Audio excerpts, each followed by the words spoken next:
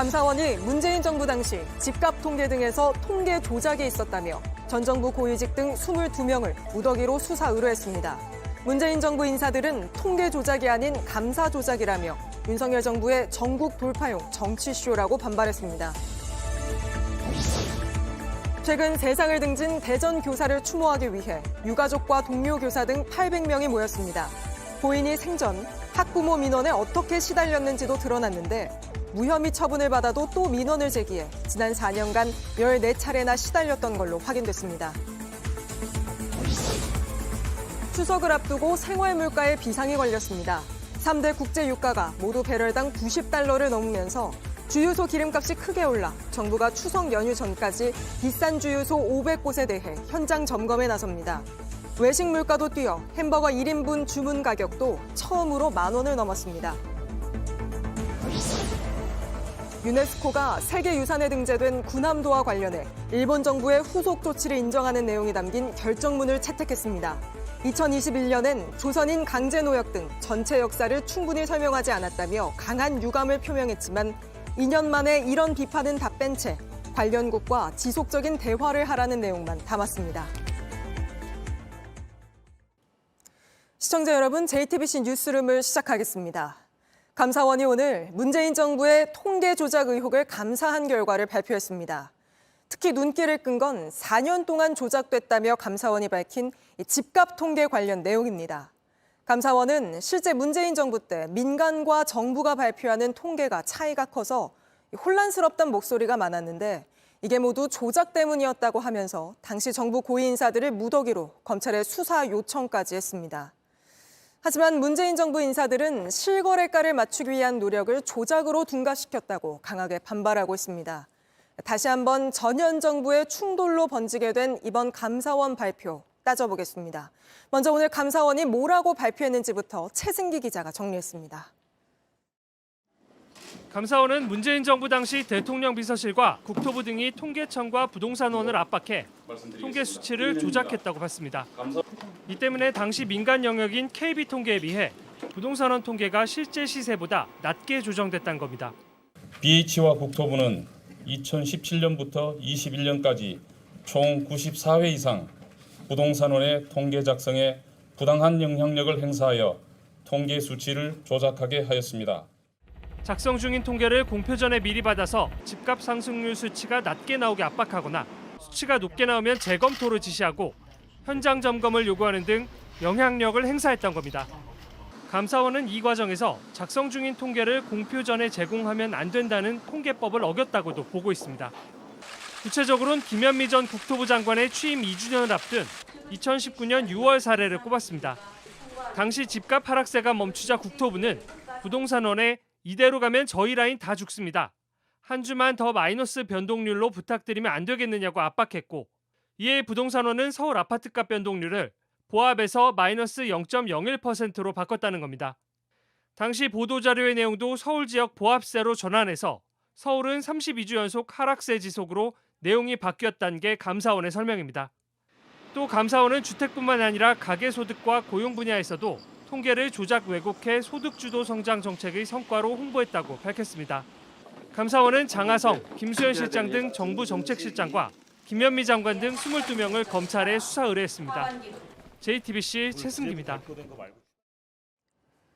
이런 감사 결과에 대해 문재인 정부 인사들과 민주당은 결론 먼저 정하고 시작한 조작 감사라고 강하게 반발했습니다.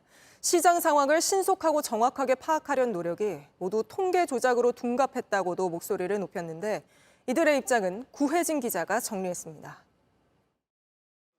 문재인 정부 출신 인사들로 구성된 정책포럼 4위제는 오늘 2차례 자료를 내고 감사원 발표를 반박했습니다. 부동산원을 압박한 게 아니라 호가가 아닌 실거래가에 근접한 통계를 산출하기 위한 소통이었다고 주장했습니다. 과하게 높은 호가 등 이상 수치를 걸러내고자 노력했던 겁니다. 그러면서 감사원이 비교군으로 제시한 KB 주택 통계에 비해 부동산원 주택 통계가 실거래가에 근접한 경향을 보였다고 반박했습니다.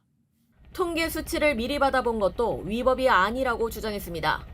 경제위기나 시장 불안 등으로 관계기관의 대응이 시급한 경우엔 통계법에서도 예외로 하고 있다는 겁니다. 다양한 집값 통계가 발표된다며 통계를 조작할 동기가 없다는 점도 강조했습니다. 통계청의 가계소득과 고용통계 조작에 대해서는 불가능한 일이라며 딱 잘랐습니다. 통계조사와 작성에는 수많은 공무원과 조사원들이 참여합니다. 이러한 상황에서 통계 조작은 가능하지 않습니다. 통상적인 업무 절차를 끝내 조작으로 몰았습니다. 조작된 통계로 보도자료를 고쳤다는 의혹에 대해서도 당시 청와대 관계자는 보도자료에 설명을 보충하자거나 특정 부분을 강조하자는 제안은 충분히 할 수 있다며 숫자를 바꾸는 등 허위 사실을 유포한 적은 없다고 밝혔습니다. JTBC 구혜진입니다. 취재 기자와 좀 더 짚어보겠습니다. 최수연 기자가 나와 있습니다. 자, 최 기자. 그러니까 본 것처럼 문재인 정부 인사들은 통계 조작이 아니라고 조목조목 비판하고 있는데 감사원은 그러니까 통계 기법상의 어떤 문제라고 볼 여지가 전혀 없는 조작된 수치라고 보는 거죠. 그 근거가 뭡니까? 네, 감사원은 크게 세 가지 단계에서 통계가 조작됐다고 보고 있습니다. 우선 당시의 청와대 정책실장이 이제 한국부동산원으로부터 원래는 외부에 나가서는 안 되는 자료를 요청해서 받아봤다고 했습니다. 그것만으로도 통계법 위반이라고 이렇게 지적을 했습니다. 또 이후에는 청와대와 국토부가 이렇게 받아본 자료를 통해서 한국부동산에게 수치 조작을 상당히 구체적으로 지시했다고 이렇게 보고 있습니다. 네. 이 구체적인 사례를 한번 보면요. 국토부 직원이 이렇게 얘기를 합니다. 부동산원 직원에게 제대로 협조하지 않으면 조직과 예산을 날려버리겠다. 이렇게 압박한 정황도 있다고 감사원이 오늘 이렇게 얘기를 했습니다. 이 때문에 부동산원이 실제로 압박을 느꼈고 실제와는 다른 수치를 임의로 기입을 해서 이렇게 조작이 이루어졌다는 게 감사원의 판단입니다. 오늘 감사원 관계자에게 한번 물어봤는데 이렇게 얘기를 하더라고요. 그러니까 일반적으로 시세가 만약에 3억짜리 아파트면 이걸 2억 5천, 2억 8천 이렇게 임의로 낮춰서 기입을 했다는 겁니다. 그럼 아무래도 집값이 많이 오르지 않은 것처럼 보이는 효과가 있다 보니까 그렇게 조작이 이루어졌다고 얘기를 했습니다. 네. 청와대에서 이렇게 조작하라고 지시를 내렸다는 건데 어떻게 지시를 내렸는지 그 구체적인 내용까지도 조사가 됐다고 확인해서 발표를 했습니까? 일부 이제 공개한 사례가 있는데 한번 보겠습니다. 이제 2018년 1월 넷째 주의 사례입니다. 당시 청와대가 양천구의 주택 매매 동향 관련한 자료를 보고받았고 이렇게 얘기를 합니다. 시장을 똑바로 보고 있는 거냐, 수치가 잘못됐다라고 얘기를 하고 국토부는 그러다 보니 방어가 안 된다, 재검토를 해달라라고 이렇게 한국부동산원에게 얘기를 합니다. 그럼 청와대에서 누가 저렇게 얘기했는지까지도 조사가 된 겁니까? 조사는 됐다고 하지만 오늘 언론에는 구체적으로 누가 저렇게 언급을 했는지에 대해서는 공개하지는 않았습니다. 수사에서 이제 밝혀질 대목으로 보입니다. 네. 결국 이 때문에 한국부동산원은 양천구의 매매가를 1.32%에서 보시는 것처럼 0.89%로 이렇게 낮춰서 기입을 합니다. 네. 오늘 감사원이 밝힌 내용이 모두 사실이라면 보통 일이 아닌데 사실 감사원은 검찰과 경찰처럼 강제 수사권이 있는 수사기관은 아니잖아요. 오늘 발표한 내용을 구체적인 증거가 있다 이러면서 좀 제시한 것도 있습니까? 우선 감사원은 다수의 카톡방들을 확보했다는 입장입니다. 그러니까 청와대와 국토부, 부동산원 직원들이 있는 그런 카톡방들을 다수 확보를 했고 또 수정한 흔적이 있는 엑셀 파일, 또 핸드폰 포렌식, 관련자들의 진술을 확보했다고 했습니다. 하지만 오늘 그 구체적인 자료들을 제시하지는 않았습니다. 이에 대해서 감사원은 수사 의뢰 단계이기 때문에 주요 증거를 언론에 공개하지는 않았을 뿐이다. 수사 요청서에는 이미 확보한 여러 가지 구체적인 증거가 포함됐다고 설명을 했습니다. 실제로 대검찰청은 감사원으로부터 관련 자료를 건너받았고 사건 검토에 착수했다고 이렇게 얘기를 했습니다. 네, 수사 의뢰가 들어오면 검토하는 건 통상적인 절차일 텐데요. 네. 근데 감사원이 이번에도 검찰에 20명 넘게 무더기로 지금 수사 의뢰를 하지 않았습니까? 네. 그래서 문재인 정부 인사들은 감사원이 또 이렇게 했다면서 강하게 반발하고 있지 않나요? 맞습니다. 감사원의 이번 감사 발표 자체가 오히려 조작이다라는 입장입니다. 특히 야권에서는 감사원의 유병호 사무총장이 문재인 정부의 정책 결정들에 대해서 유독 사실상의 표적 감사를 벌여왔다라고 주장을 하고 있습니다. 실제로 현 정부 들어서 감사원은 문재인 정부 당시에 이제 주요 사업이었죠. 태양광 사업, 또 서해 공무원 피격 사건 같은 문제를 상당히 적극적으로 감사를 했고요. 또 그 내용을 이례적으로 발표를 해왔습니다. 따라서 이번 통계 조작 감사 결과를 놓고도 또 한 번 전현직 정권의 충돌은 불가피할 것으로 보입니다. 앞서 서해 피격 사건 때도 감사원은 전직 청와대 인사들을 포함해서 20명 정도를 수사 요청을 했었습니다. 하지만 검찰은 핵심 관계자 4명만 불구속 기소를 했습니다. 감사원 자료를 건네받은 검찰이 앞으로 어떤 결정을 하게 될지 지켜봐야 할 것으로 보입니다. 알겠습니다. 여기까지 듣겠습니다. 최수연 기자였습니다. 선생님들의 안타까운 죽음이 이어지면서 아동학대 처벌법이 정당한 생활지도까지 힘들게 하는 학교의 현실이 알려졌습니다. 국회가 바로잡겠다고 오늘 이른바 교권보호 4법을 상임위에서 통과시켰는데 교사들은 아동학대 처벌법을 직접 개정하기 전까진 달라질 게 없다는 입장입니다. 이런 가운데 대전에서 숨진 초등학교 교사가 어떻게 학부모 민원에 시달렸는지 그 내역을 저희가 입수했습니다. 무혐의를 받아도 더 이상 담임이 아니어도 계속해서 민원을 제기했는데 자세한 내용 박소연 기자가 전합니다. A 교사는 지난 4년 동안 학부모 민원을 14차례나 받았습니다. 지난 2019년 11월 친구들 앞에서 아이를 혼을 냈다는 이유 등으로 정서적 학대에 대한 조사를 요청했습니다. 하루 뒤엔 A 교사가 진정성 없는 사과를 했다며 민원을 냈습니다. 학교폭력 가해자로 A 교사를 신고한 뒤 학폭위가 A 교사에게 해당 없음 결정을 내리자 본인의 진술과 전혀 다른 결과가 나왔다며 교육청에 또 민원을 냈습니다. 다음에 검찰이 아동학대 무혐의 결론을 내렸지만 민원은 계속됐습니다. 증거를 찾아서 공소시효가 끝나기 전에 아동학대로 신고하고 싶다거나 자녀와 A 교사가 마주치지 않게 해달라고 요구했습니다. 정당한 교육활동이다라고 검찰에서 판단을 해서 무혐의가 난 건데 지속적으로 민원을 신청을 한 것은 선생님에 대한 어떤 괴롭힘의 의도가 있었던 것이 아닐까라고. A 교사는 생전에 언제까지 이렇게 당해야 할지 모르겠다며 도움을 호소했습니다. 하지만 그가 숨진 뒤에야 교육당국은 뒤늦게 악성 민원을 조사하고 있습니다. 이런 가운데 오늘 대전시 교육청 앞에선 A 교사를 추모하는 행사가 열렸습니다. 우리의 눈물이 우리의 기도가 선생님을 보다 편안하게 해드릴 수 있길 간절히 바랍니다.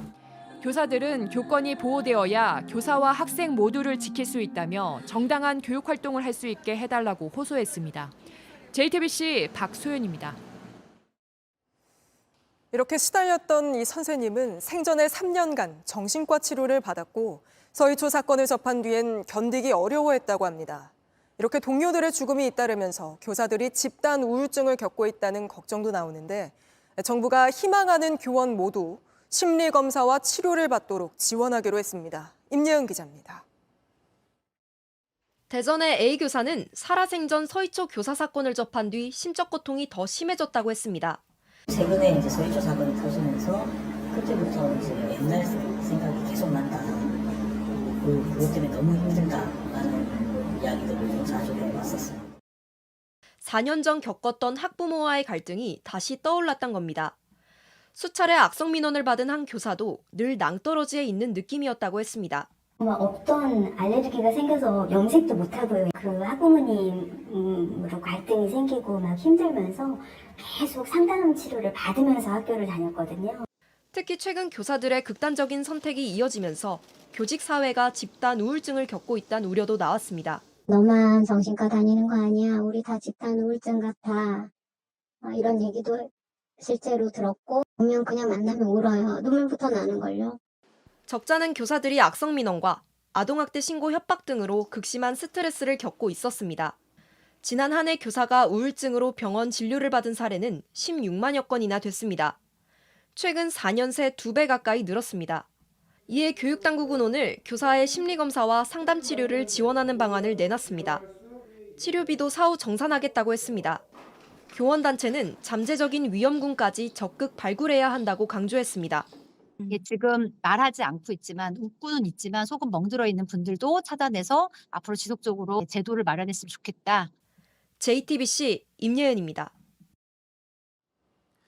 추석 연휴를 앞두고 생활물가의 비상등이 켜졌습니다. 우선 국제 유가가 고공행진하면서 국내 기름값이 10주째 오르고 있습니다. 그러자 정부가 평균보다 비싸게 받는 주유소들 추석 연휴 전까지 점검하겠다고 나섰습니다. 먼저 공다솜 기자입니다. 서울 중구의 한 주유소입니다. 휘발유 가격이 리터당 2,500원이 넘었고 경유도 비슷한 수준입니다. 리터당 2,700원을 넘긴 곳도 있습니다. 자동차나 오토바이를 생계에 쓰는 이들은 껑충 뛴 기름값 때문에 걱정이 큽니다. 40~50만 원 정도 유류비에서 한 5만 원 정도 더 오르지 않았나. 주유소도 저렴한 데를 좀 찾아다니려고 하고 있어요. 10원, 20원 차이라도 이제 좀 쌀 때 놓는 게 좀 낫잖아요. 근데 뭐 지금 상황에서는 뭐 하루하루 지날 때마다 계속 오르더니 시정이니까는. 기름값은 휘발유를 기준으로 최근 2달 새 200원 가까이 올라 리터당 1,760원이 넘었습니다. 1년 새 가장 높은 수준입니다. 서울은 리터당 1,850원 가까이 되는데 중구와 종로구, 용산구 등 6개 자치구는 서울 평균보다 비싸고 2,000원을 넘긴 곳도 4곳이나 됩니다. 앞으로 더 오를 가능성이 큽니다. 두바이유와 브렌트유에 이어 미국 서부 텍사스유의 가격까지 3대 원유가 모두 배럴당 90달러를 넘었기 때문입니다. 국내 기름값은 2~3주 후에 반영됩니다. 이러자 정부는 직접 기름값 관리에 나섰습니다. 석유공사, 석유관리원 등이 공동으로 전국 주요 지역 주유소에 대한 현장 점검을 실시 중입니다. 앞으로 가격 동향을 매일 점검한 지자체 평균 판매 가격보다 비싸게 파는 전국 500여 개의 주유소를 직접 찾아 가격을 점검하겠다는 겁니다. 사실상 가격을 더 올리지 말라는 압박으로 받아들여질 수 있습니다. 여기에 더해 정부는 10월까지였던 유류세 인하 조치도 연장할 수 있다고 밝혔습니다. JTBC 공가소입니다. 외식 물가도 뛰고 있습니다. 패스트푸드의 대명사인 햄버거는 한 끼 식사가 평균 10,000원을 넘습니다. 재료값이나 인건비를 이유로 가격을 여러 번 올린 데다 배달비도 만만치 않기 때문입니다. 이어서 김도훈 기자입니다. 점심시간 한 프랜차이즈 햄버거 가게를 찾았습니다. 인기가 많은 한 햄버거 세트 메뉴는 10,000원이 넘습니다.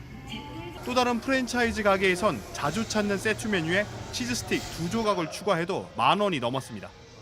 배달시키면 세트 메뉴 주문만 해도 배달료를 합쳐 10,000원 넘게 내야 합니다. 한국소비자원에 따르면 국내 주요 햄버거 프랜차이즈 6곳에서 한 명이 주문한 평균 금액은 1,700원이었습니다. 올 들어 햄버거 프랜차이즈를 이용한 적 있는 소비자 1,800명을 설문조사한 결과입니다. 1인분 주문 금액이 10,000원이 안 됐다는 응답은 전체의 47%로 6년 전 조사 때보다 10%포인트 가까이 줄었습니다. 반면 20,000원 이상 주문 비중은 8.1%로 2배 이상으로 늘었습니다. 세트 메뉴에 이제 뭐 치즈스틱이나 너겟 해가지고 10,000원이 그냥 넘어가 버리니까는 부담스럽죠. 10,000원으로는 요즘에는 배부르게 이제 햄버거 먹기에는 이제 그 시대는 좀 지난 것 같습니다. 이번 조사 대상 햄버거 프랜차이즈 6곳 모두 올해 2월에서 3월 사이 대표 버거 가격을 올렸습니다. 여기에 예전보다 시켜먹는 소비자가 많아지면서 배달료가 붙어서 1인분 주문 금액이 커진 영향도 있는 것으로 보입니다. JTBC 김도훈입니다. 신원식 국방부 장관 후보자를 놓고 야당이 부적절한 인사라고 반발하는 가운데 신 후보자가 청문회 준비를 위해 처음 출근했습니다. 과거 막말 논란에 대해선 답변을 피했고 홍범도 장군 흉산 이전에 이어 홍범도 함 이름까지 바꿀 건지에 대해선 가능성을 열어뒀습니다. 김지아 기자의 보도입니다. 신원식 장관 후보자는 지난해 국정감사에서 처음으로 육사에 설치된 홍범도 장군 흉상을 치워야 한다고 주장했습니다. 자유시 거기에서 거의 1,500명 되는 우리 독립군의 씨가 마르는데 주역이었습니다. 왜 육사 교과 과정에서 저런 걸 했는지 굉장히 결국 육사는 지난달 홍범도 장군 흉상을 학교 밖으로 옮기는 걸 확정했습니다. 윤석열 정부 들어 신 후보자가 처음 문제 제기한 뒤 실제 이전이 결정된 셈입니다. 이 때문에 장관이 되면 홍범도 함의 명칭 변경도 강행할 것이라는 전망이 나옵니다. 신 후보자는 일단 가능성을 열어뒀습니다. 그 문제는 제가 취임하면 여러 의견을 듣고 충분히 검토를 한 후에 방향을 국민들께 말씀 올리겠습니다. 이런 가운데 과거 문재인 전 대통령에게 했던 막말도 도마에 올랐습니다. 2016년 촛불 반역, 2019년 태극기, 대한민국을 바로 세우는 헌법입니다. 문재인 따는 것은 시가 문제입니다. 안 내려면 쳐들어간다 붕 짜자 붕짝. 신 후보자는 발언에 대해 사과하겠냐는 질문에 답변을 피했습니다. 청문회장에서 제 입장을 밝히겠습니다. 지금 얘기해 주세요. 아닙니다. 청문회장에서 밝히겠다 어제 이야기했습니다. JTBC 김지아입니다. 일본은 강제 노역 현장인 군함도를 유네스코 세계문화유산으로 등재할 때 조선인의 강제 노역 사실을 제대로 알리겠다고 약속했지만 지키지 않고 있습니다. 유네스코가 이 약속을 지키라고 주문하는 결정문을 내놨는데 일본에 대한 비판 수위가 낮아져서 논란이 일고 있습니다. 윤세민아 기자입니다. 유네스코 세계유산위원회가 현지 시간 14일 내놓은 결정문입니다. 지난 2015년 군함도를 세계문화유산에 등재하며 했던 약속을 점검한 내용입니다. 당시 일본은 등재 신청을 하며 조선인 강제노역과 인권 침해 내용도 충분히 알리겠다고 했습니다. 유네스코는 이 약속이 제대로 지켜지는지 2년마다 점검하고 있는데 이번엔 표현 수위가 낮아졌습니다. 사실상 한국을 뜻하는 관련국들과 대화할 것을 독려한다고 적었습니다. 2년 전 일본 정부의 강한 유감을 밝힌 것과 비교하면 온도차가 보입니다. 또 2년 전엔 전시시설의 강제노역 등 어두운 역사는 조명하지 않았다. 희생자 추모 기능도 없다고 지적했는데 이번엔 희생자 추모 공간을 마련한 것 등을 꼽으며 긍정평가했습니다. 하지만 일본은 문화유산 등재의 핵심 조건인 조선인 강제동원 등에 대해선 여전히 제대로 밝히지 않고 있습니다. 이 때문에 유네스코 결정에 일본 측 입김이 작용한 게 아니냐는 목소리도 나옵니다. 실제 유네스코 직원 수나 분담금 규모 모두 일본이 우리보다 3배 가까이 많아 일본의 발언력이 클 수밖에 없다는 지적입니다. 외교부는 일본이 유네스코의 결정을 이행하기를 기대한다는 원론적인 입장만 밝혔습니다. JTBC 윤세민입니다. 직업 군인은 제대한 이후에 다른 일자리를 구할 때까지 지원금을 받습니다. 국가보훈부가 이걸 내년부터 10% 더 주겠다고 홍보하고 있는데 저희가 취재해보니 이미 예산이 바닥난 상태라 당장 줘야 할 지원금도 못 주고 있었습니다. 최연수 기자입니다. 특전사로 5년 넘게 복무한 A씨는 석 달 전 전역했습니다. 소방관의 꿈을 안고 학원비를 내기 위해 보훈부에 전직 지원금을 신청했습니다. 전직 지원금은 중장기로 복무한 제대 군인들 가운데 직업을 못 구한 사람들에게 최대 6개월 동안 월 50만 원가량을 주는 제도입니다. 그런데 이번 달엔 돈이 들어오지 않았습니다. 보훈부는 전역 지원자가 늘어 돈이 다 떨어졌다고 설명했습니다. A씨는 이해하기 어렵다고 했습니다. 1년 전쯤에 전역서를 제출하거든요. 그래서 이러한 인원들은 충분히 다 고려가 될 수 있고 보훈부가 2주 전 공개한 내년 예산안을 보고는 더 화가 났다고 합니다. 내년부터 전직 지원금을 10% 더 주겠다고 발표했지만 당장 재취업을 위한 학원비를 낼 돈조차 없기 때문입니다. 이러한 처우를 하면서 어떻게 군인 간부 모집을 하는지 저는 이게 정말 궁금하거든요.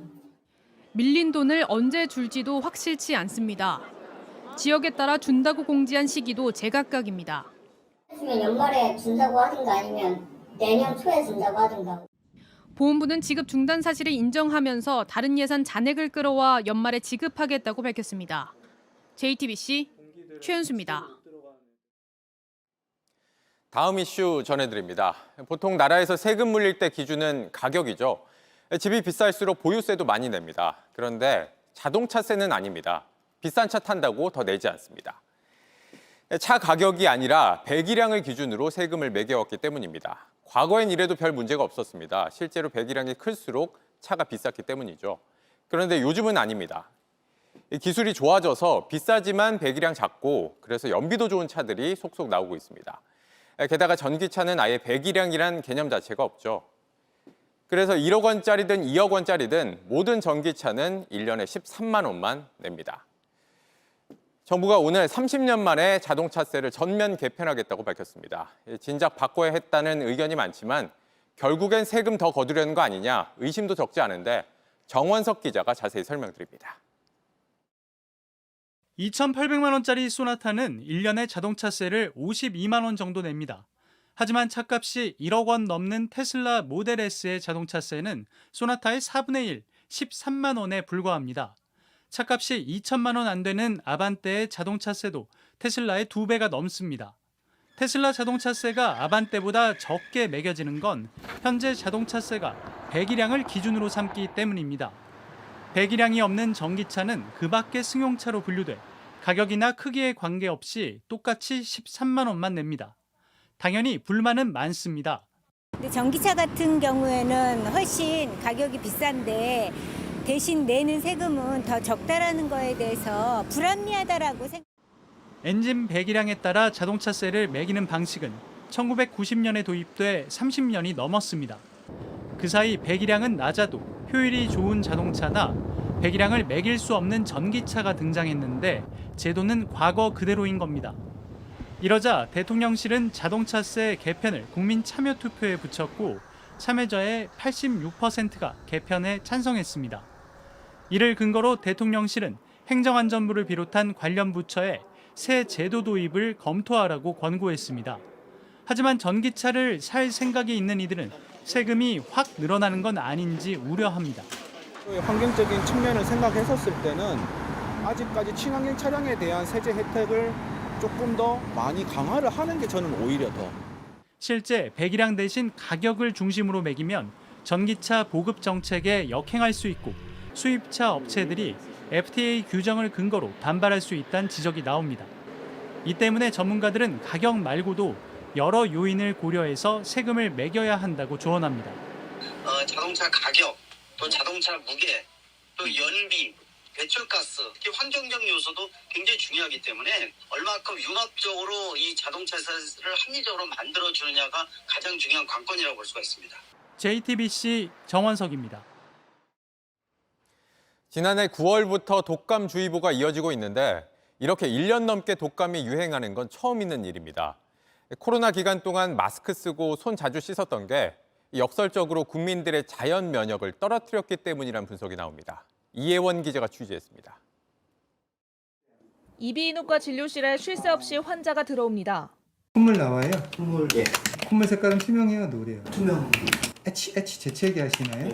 독감은 주로 11월에서 다음해 4월 정도까지 유행하는데 올해는 이 기세가 좀처럼 꺾이지 않았습니다. 제가 독감 환자를 보기 시작하면 25년 되거든요. 그동안에 단 한 번도 여름철에 독감 환자를 본 적은 없어요. 근데 지난주까지도 환자가 나왔으니까요.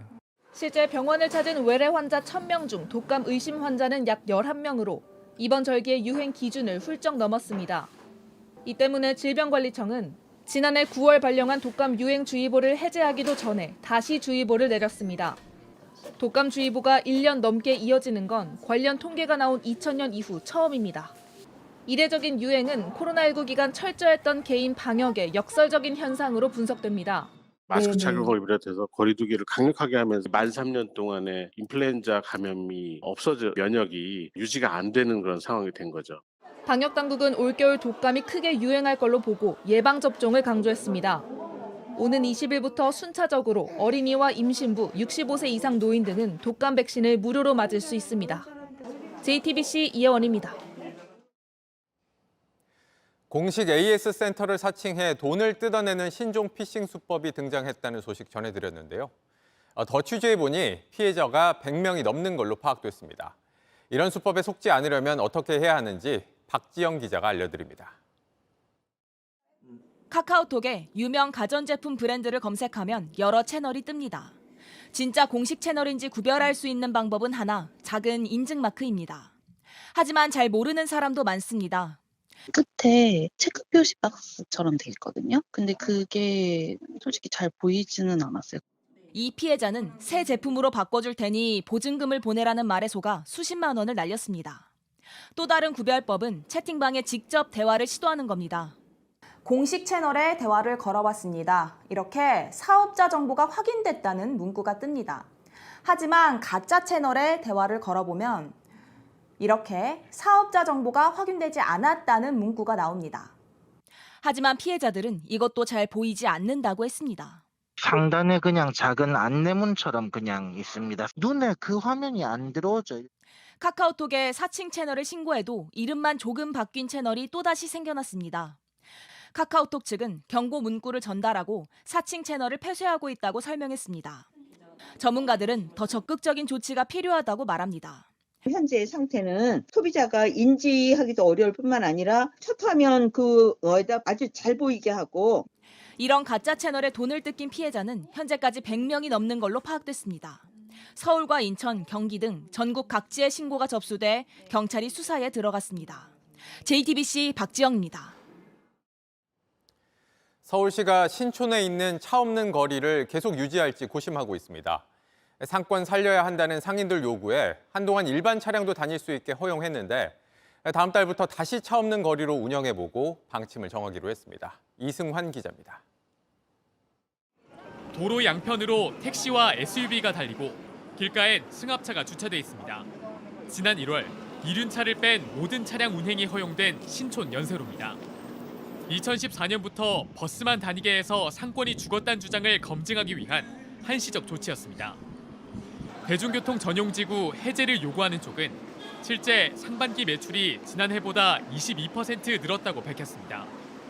연세로 양쪽으로 상가가 밀집해 있는데요. 이곳 상인들 만나서 일반 차량이 다닐 때와 안 다닐 때 어떤 차이가 있는지, 매출 변화는 있는지 직접 물어보겠습니다.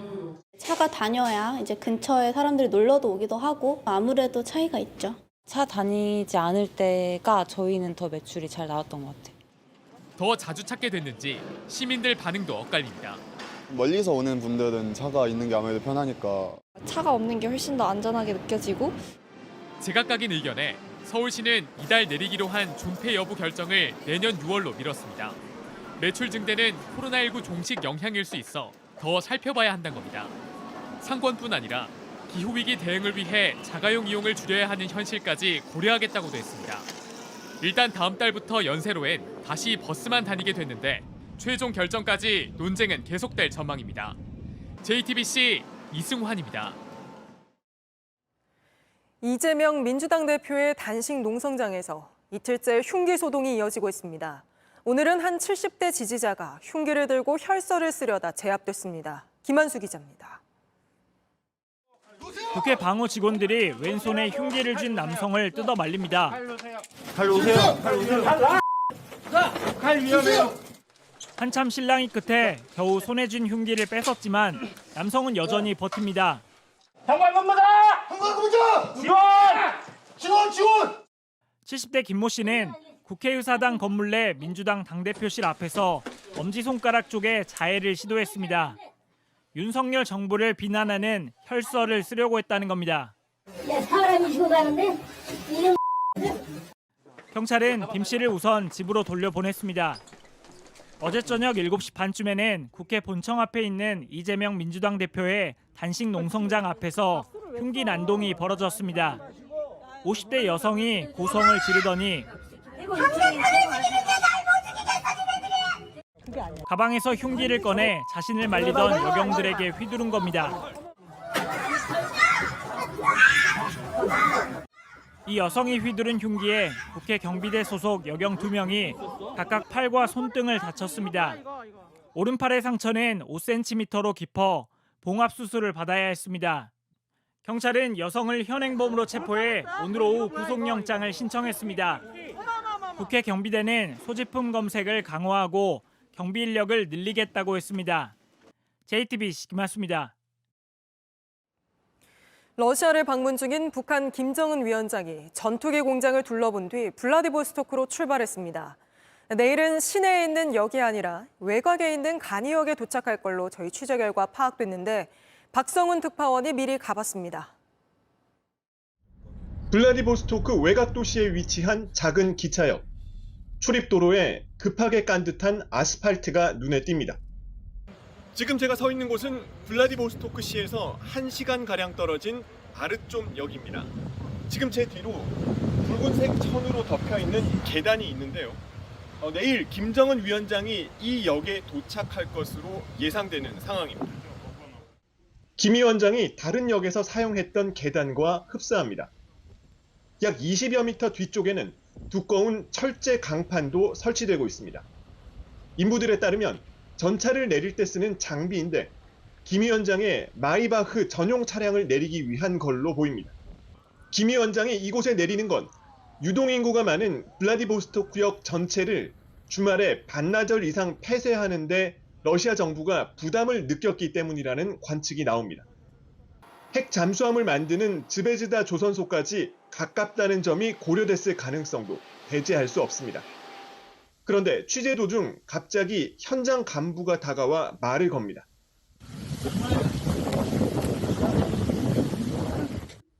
북측 인사로 착각해 준비 상태가 괜찮냐고 물어본 겁니다. 그러다 실수했다고 생각했는지 곧바로 말을 바꿉니다.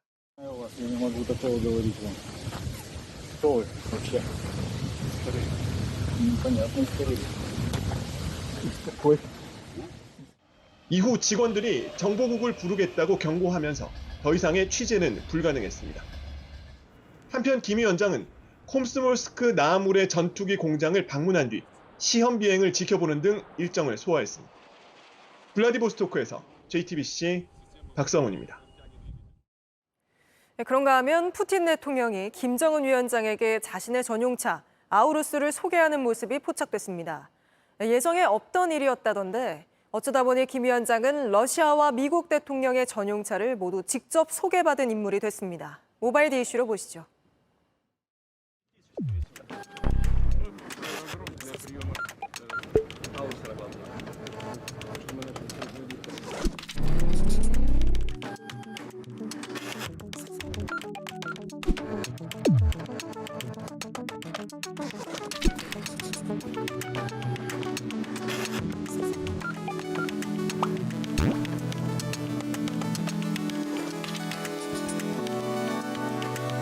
육중한 외관 때문에 야수라는 뜻의 비스트라 불리는 캐딜락 1으로 자신이 앉는 뒷자리 문을 열어 내부를 보여주기도 했습니다.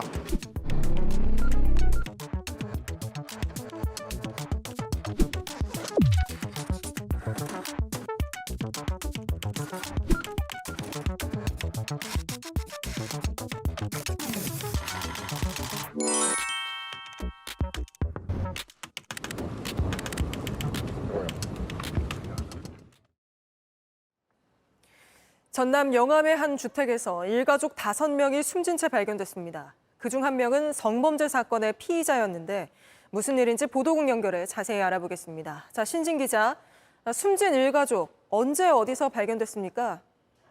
네, 경찰이 이들을 확인한 건 오후 4시 18분입니다. 전남 영암 영암읍의 한 농가 주택 안에서 모두 숨진 채 발견됐습니다. 50대 부부와 20대 아들 3명, 일가족 총 5명입니다. 아들 셋은 모두 지적장애 등을 가지고 있었습니다. 3명은 안방, 2명은 거실에 있었고요. 집안에서는 흉기 한 점이 발견됐습니다. 네, 그런데 이게 어떻게 알려지게 된 거죠? 최초 신고 시간이 오후 3시 54분입니다. 이후 주민이 창문에 핏자국이 있다고 신고했습니다. 지금까지 확인된 바로는 숨진 이들 중 한 명이 성범죄 혐의로 경찰 조사를 받고 있었습니다. 이 사람과 통화를 하려던 이웃이 전화 연결이 안 되자 집을 찾아갔다가 상황을 목격했습니다. 네, 사망 원인이 나오려면 좀 더 조사가 필요하겠지만 외부 침입 흔적이 있다든지 그런 부분은 조사가 된 게 있습니까? 예, 지금도 현장 조사가 이루어지고 있습니다. 출동한 경찰이 주변을 통제하고 집안 상황을 살피는 중입니다. 사망자들이 피를 상당히 많이 흘린 상태였고 외부 침입 흔적이 없었다는 것은 취재가 됐습니다. 다시 한번 정리를 해드리자면 오늘 오후 전남 영암 영암읍의 한 농가 안에서 50대 부부와 20대 아들 3명 등 5명이 숨진 채 발견됐습니다. 이웃이 처음 창틀 핏자국을 보고 신고를 했습니다. 경찰과 소방에 따르면 사망자들 모두 피를 많이 흘린 상태였고 외부 침입 흔적은 없습니다. 흉기도 발견이 됐습니다. 더 자세한 내용은 취재되는 대로 다시 전해드리겠습니다. 보도국에서 JTBC 신진입니다. 미국 애틀랜타 한인타운에서 한인 6명이 한국인 여성을 살해한 혐의로 체포됐습니다. 피해 여성을 지하실에 가두고 굶긴 걸로 추정되는데 얼마나 오래 굶겼는지 시신의 무게가 31kg밖에 안 나갔다고 합니다. 현지 경찰은 체포된 이들 모두 특정 종교단체 신도들이라며 피해자가 이들에게 속아 미국에 온 걸로 보인다고 밝혔습니다. 홍지은 특파원입니다. 미국 조지아주 애틀랜타에서 10대 청소년을 포함한 한인 6명이 한국인 여성을 살해한 혐의로 체포됐습니다.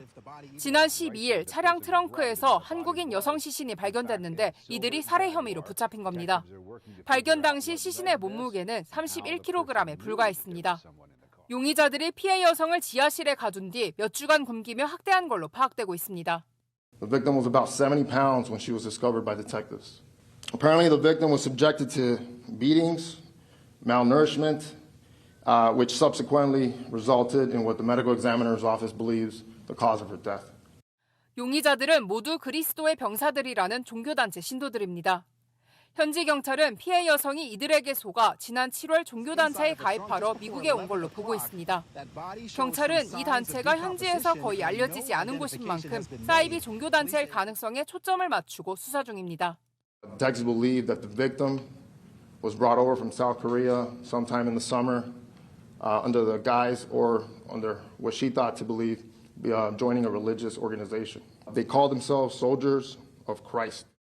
애틀랜타 총영사관은 한국에 있는 피해자 가족에게 연락을 취하는 중입니다. 로스앤젤레스에서 JTBC 홍지은입니다.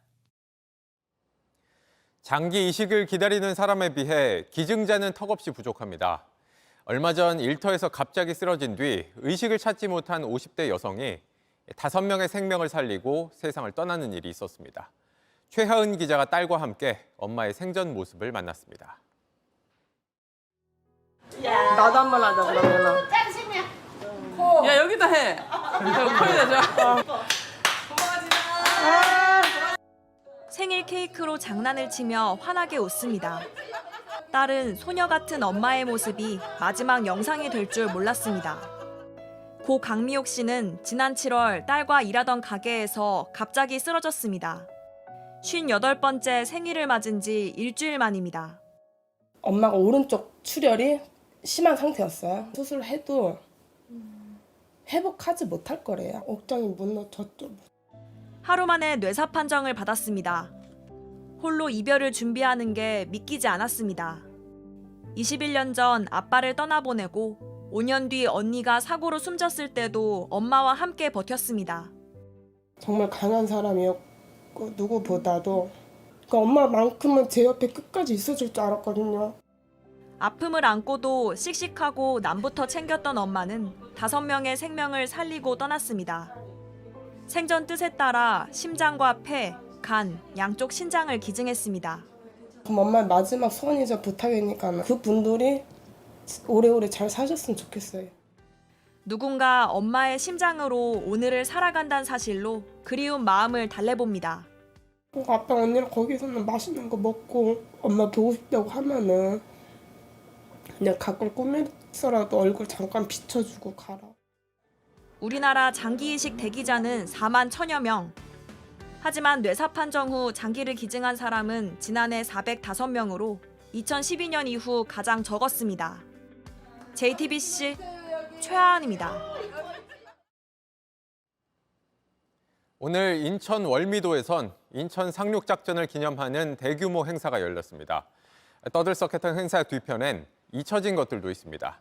월미도에 살았던 원주민들의 희생은 여전히 주목을 받지 못하고 있습니다. 윤정주 기자가 이야기를 들어봤습니다. 군함은 일제히 함포 사격을 시작하고 상륙대원이 탄 고속정은 무트로 돌진합니다. 연막탄을 터뜨리고 헬기가 엄호합니다. 73년 전 인천 상륙작전을 재현한 장면입니다. 강력한 국방력을 바탕으로 힘에 의한 평화를 구축하고 자유민주주의를 굳건히 수호할 것입니다. 오늘 기념식 함정 25척과 항공기 15대를 동원했습니다. 메가더 장군 동상에 헌화하고 전사자 추모 행사와 거리 행진이 있었습니다. 그런데 이 큰 행사에서 잊힌 존재가 있습니다. 상륙 닷새 전 월미도 민간인 주거지에도 대규모 폭격이 이어졌습니다. 비행기가 빙빙빙빙 돌고 이상하다. 왜 그럴까?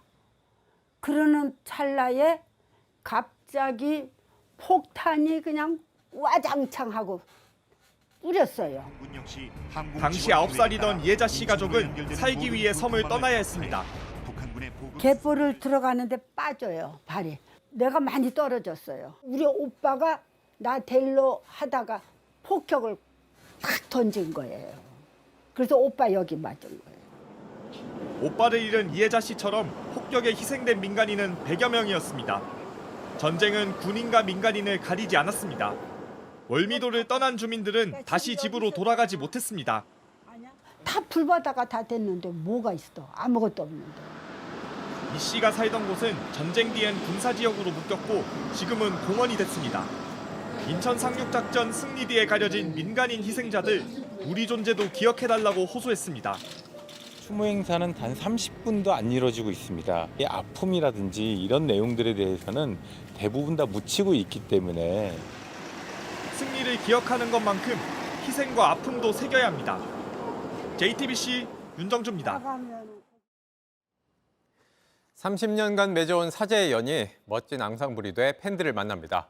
스승은 첼로를, 제자는 지휘봉을 잡고 11년 만에 한국 무대에 섭니다. 정수아 기자입니다. 개구진 얼굴로 자신의 몸보다도 큰 첼로를 연주하던 소녀. 12살의 나이에 세계 정상에 오른 첼리스트 장한나 곁엔 선생님이 있었습니다. 1992년 공연을 위해 한국을 찾은 라트비아의 첼리스트 미샤 마이스키는 장한나의 연주 영상을 본 뒤 감명을 받았고 그렇게 시작된 사제의 연이 어느덧 30년이 넘었습니다. 입도 뻥끗 못하다가 근래 들어서 이제 마이스트로에서 미샤로 친구처럼 지낼 수 있는 그런 편한 관계가 더 된 것 같아서 두 사람이 한국에서 11년 만에 호흡을 맞춥니다. 그 사이 지휘자로 변신한 제자는 봉을, 스승은 첼로를 잡고 무대에 오릅니다. 음악 앞에서는 정말 한없이 낮아지시는 그 선생님의 자세가 너무나도 존경스럽고 뵐 때마다 닮고 싶고 배우고 싶고요. 제자의 첼로 연주를 처음 들었던 그때의 강렬함처럼 지휘자 장한나에게도 특별한 깊이를 느낍니다. Very touching and deep enough to reach people's hearts, not just their minds or their ears to start with, of course. 6년 전 한국인 최초로 방클라이번 콩쿠르에서 우승했던 피아니스트 선우회관. 3년 만에 새 앨범으로 돌아왔습니다. 세계 정상의 영예를 안겨준 라흐마니노프의 곡들로 팬들을 만납니다. JTBC 정수아입니다.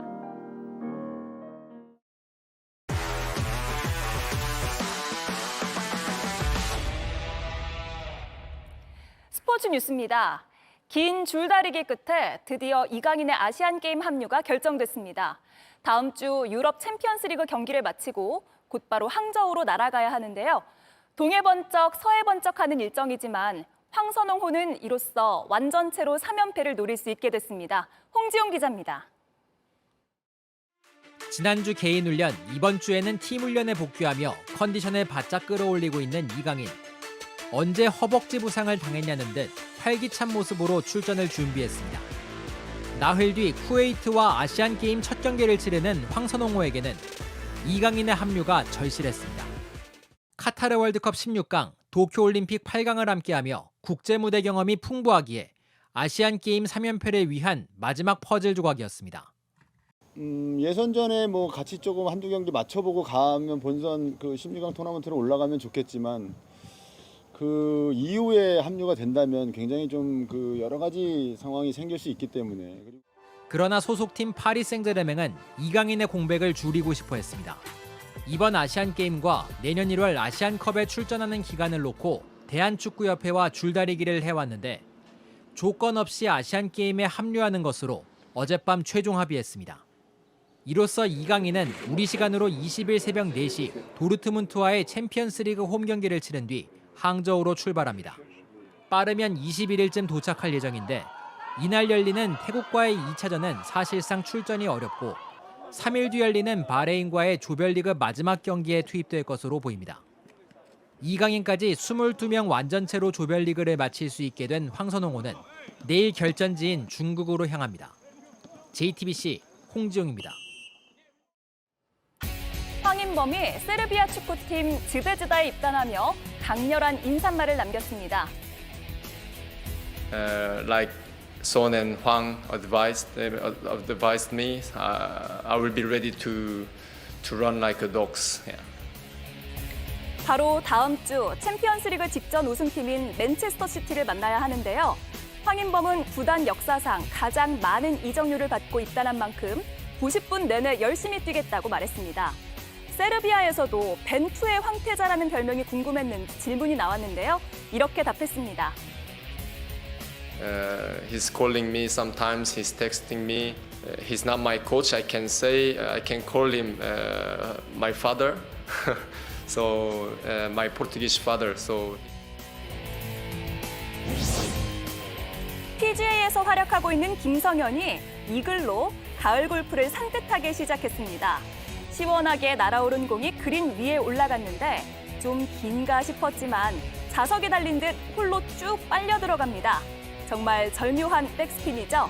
여기서 두 타를 줄이면서 김성현은 1라운드를 단독 2위로 마무리했습니다.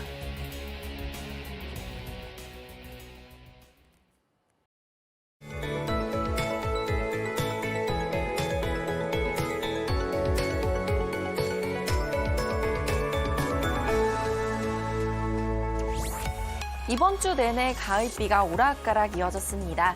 레이더 영상 보시면 현재 수도권은 소강 상태를 보이고 있고요. 그 밖에 내륙 곳곳에는 여전히 약한 비가 내리고 있습니다. 비는 내일 오전까지 오다 그치기를 반복하면서 주말까지 길게 이어지겠습니다. 모레까지 서울을 포함한 수도권과 대부분 지역에 30에서 80mm가 예상됩니다. 다만 충남과 전북, 경남 해안 등은 120mm를 넘어서겠고요. 호우 예비특보가 내려진 전라 해안은 150mm를 넘게 내리는 곳도 있겠습니다. 내일 전국에 비가 내리는 가운데 비가 내릴 때는 시간당 최고 40mm의 강한 비가 집중되겠습니다. 내일 아침 기온 서울 대구 22도, 광주 23도 예상됩니다. 낮 기온은 서울 25도, 전주 27도, 창원, 부산 29도가 예상됩니다. 다음 주 초 수도권과 강원 영서는 다시 한번 비가 내리겠고요. 가을비가 지나고 아침 기온은 점점 떨어질 전망입니다. 날씨였습니다. 뉴스룸 저희가 준비한 소식은 여기까지입니다. 시청해주신 여러분 고맙습니다.